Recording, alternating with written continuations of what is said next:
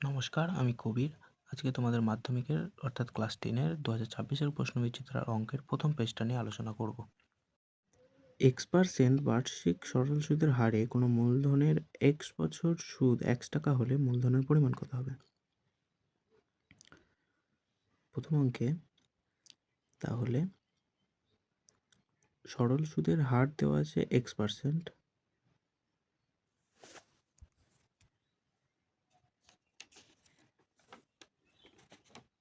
সরল সুদের হার দেওয়া আছে X%, মূলধনটা সমান P টাকা ধরে নিলাম, সময় দেওয়া আছে X বছর,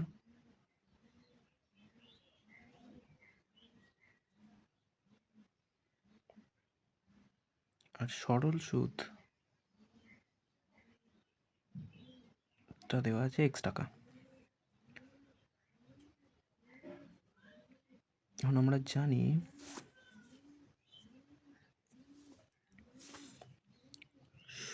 সরল সুদ অর্থাৎ I সমান PRT/100।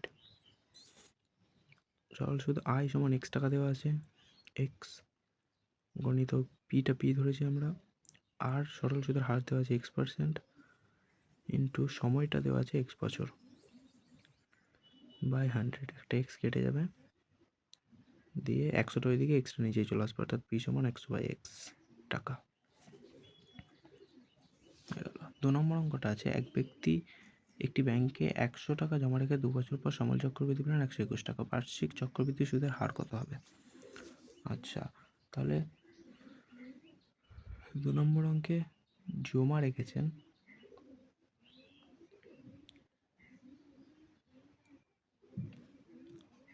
অর্থাৎ মূলধনটা সমান হচ্ছে P টাকা, সমান দেওয়া আছে 100 টাকা জমা রেখেছেন, সময়টা বলেছে 2 বছর রেখেছেন, তাহলে সময় সমান 2 বছর,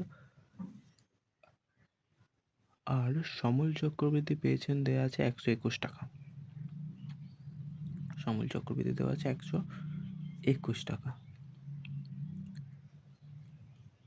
সুদের হারটা আমাদেরকে বার করতে বলেছে, তাহলে সুদের হার সমান R, সুদের হার সমান R সমান কত, এটা বার করতে বলেছে। তাহলে আমরা জানি সমল চক্রবৃদ্ধির ফর্মুলা অর্থাৎ P into 1 plus R/100 whole to the power N সমান সমল চক্রবৃদ্ধি, অর্থাৎ 121 টাকা দেওয়া আছে। Pটা দেওয়া আছে, তাহলে 100 টাকা, 100 ইন্টু 1 প্লাস Rটা বার করতে বলেছে, বা 100 ইন্টু N মানে 2 বছর সমান 121। 100 টাকা ওইদিকে নিয়ে চলে যাব, 1 প্লাস R/100 তার হোল স্কোয়ার সমান 121/100 সমান 11/10 তার হোল স্কোয়ার, যেহেতু 11 স্কোয়ার সমান 121, 10 স্কোয়ার সমান 100, তাহলে 1 প্লাস R/100 তার হোল স্কোয়ার ইকুয়াল টু 11/10 তার হোল স্কোয়ার। তাহলে পারটা সমান বেসটা সমান হবে 1 প্লাস R/100 সমান 11/10, একটা ওইদিকে নিয়ে যাব, R/100 সমান 11/10 মাইনাস 1 সমান 10, 11 মাইনাস 1 লসাগু করে 10, 1/10, তাহলে R/100 সমান 1/10, একটা শূন্য কাটবে, অর্থাৎ R সমান 10% উত্তর। ঠিক আছে, 3 নম্বরে বলছে ax² + bx + c = দ্বিঘাত সমীকরণ হলে এর কোনটা সত্য? b ≠ 0, c ≠ 0, a ≠ 0 দেওয়া আছে। তাহলে দ্বিঘাত সমীকরণটা দেওয়া আছে ax² + bx + c = 0। যেহেতু দ্বিঘাত সমীকরণ,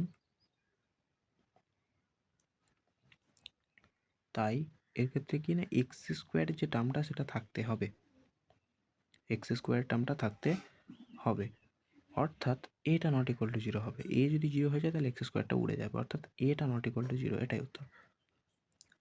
4 নম্বরে কি বলছে, 2a = 3b = 40 হলে h2b/c সমান কত? তাহলে 4 নম্বরে আমরা ধরে নেব 2a = 3b = 4c = k। এটা আমরা ধরে নেব। তাহলে কি দুইটা ওইদিকে চলে গেলে এ সমান কত হয়ে যাবে, কে বাই টু। টু এ সমান কে যদি করি তাহলে এ বাই এ সমান কে বাই টু হয়ে যাবে। আবার থ্রি বি সমান কে করলে বি সমান কে বাই থ্রি। আর ফোর সি সমান কে করলে কে সি সমান কে বাই ফোর। তাহলে A is to B is to C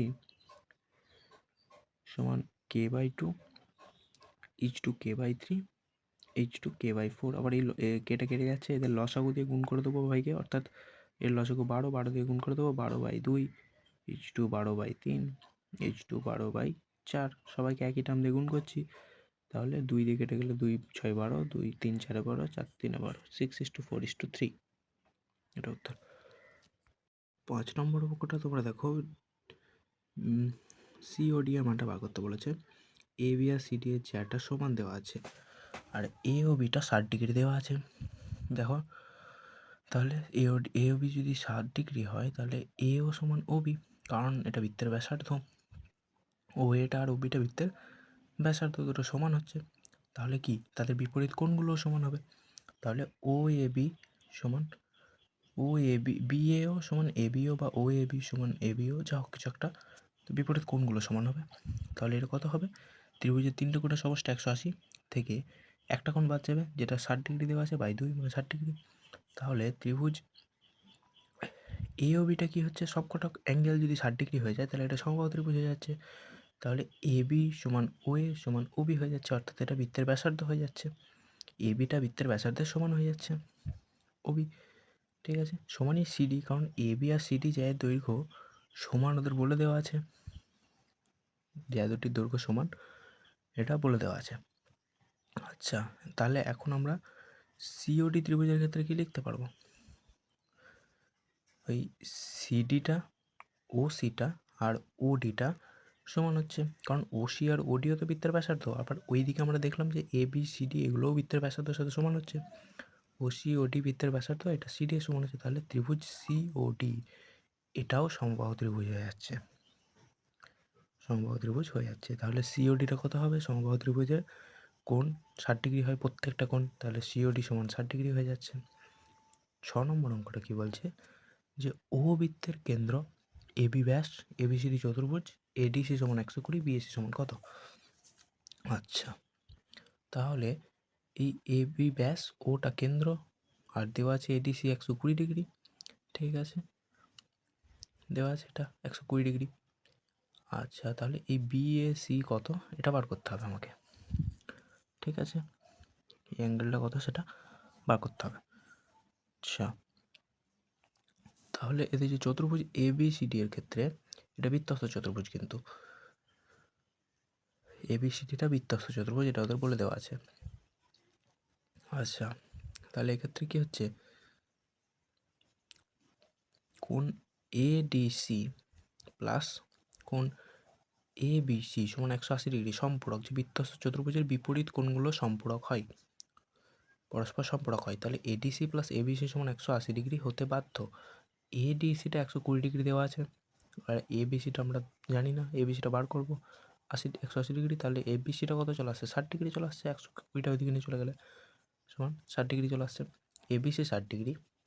আচ্ছা, আবার দেখো কোণ এ সি বি যেটা আছে সেটা অর্ধবৃত্তস্থ কোণ, তার কারণ কি না, এ বিটা ব্যাস, এ বি এর সাপেক্ষে কোণ এ সি বিটা কী হচ্ছে, কোণ এ সি বিটা অর্ধবৃত্তস্থ কোণ হয়ে যাচ্ছে। তার কারণ হচ্ছে এ বিটা ব্যাস, অর্থাৎ কোণ এ সি বি সমান 90 ডিগ্রি হয়ে যাচ্ছে, অর্ধবৃত্তস্থ কোণ সমকোণ হয়। তাহলে ত্রিভুজ এবিসি থেকে বলা যায় 3টে কোণের সমষ্টি 180 ডিগ্রি হয়, দুটো কোণ আমরা জানি, আর একটা কোণ বার করতে বলেছে, অর্থাৎ ABC plus ACB plus BAC সমান 180 ডিগ্রি। এবিসিটা দেওয়া আছে 60 ডিগ্রি, আর এটা 90 ডিগ্রি, তাহলে 90 প্লাস 60 সমান প্লাস বিএসি সমান 180 ডিগ্রি। আচ্ছা, এই এবিসিটা 60 ডিগ্রি হচ্ছে, আর এসিবিটা 90 ডিগ্রি হচ্ছে, দেওয়া আছে, আমরা বার করলাম।